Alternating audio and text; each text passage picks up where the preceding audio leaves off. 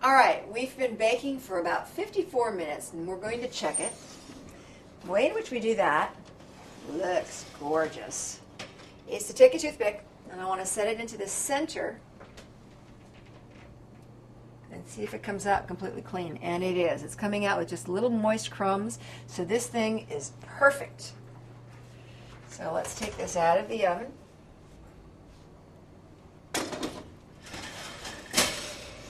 And turn our oven off.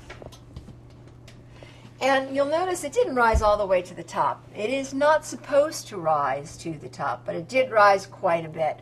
It is a denser coffee cake. This is where the name comes from. It's the kind of cake you want to eat with coffee. It's got some substance, some texture to it, along with some great flavor. We're not quite done with this. We're going to let this cool a little bit. I'm going to let it cool for about 5 minutes or so because I want this to still be warm when I remove the bottom because I need to drizzle this and make some icing for it. And our next step is going to be preparing an icing.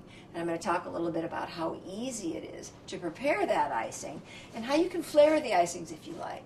So it doesn't just have to be a plain powdered sugar icing. It can also be an icing where you can add a little extract of almond, you can add a little orange juice, you can use some fresh lemon in your icing to create all different flavors on the top. But right now, this needs to cool. We're just going to take this over here, set it on our rack.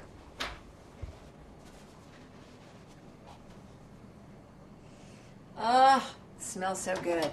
You can come in here and get a good look. You can see how the streusel has made this wonderful topping. It's all sort of brown and luscious looking. The sugar's melted, the nuts have risen up and toasted, and the cinnamon smell is coming out. It's just excellent. Okay, just let it cool for a few minutes.